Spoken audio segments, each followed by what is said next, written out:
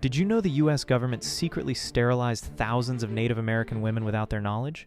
Between 1970 and 1976, over 3,400 Native women lost their ability to have children through a horrific medical deception. Women would go to Indian Health Service hospitals for routine procedures like appendix removal or other surgeries, but doctors were secretly performing sterilizations while they were unconscious. These women woke up never knowing what had really been done to them. The program specifically targeted women aged 15 to 44 living on reservations across multiple states.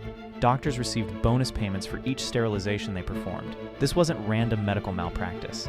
It was a deliberate government policy designed to reduce Native American birth rates. Many women only discovered the truth years later when they couldn't get pregnant.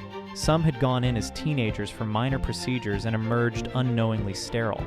The full scope of this medical genocide only came to light through congressional investigations in the late 70s, exposing how the government used healthcare as a weapon against Native communities.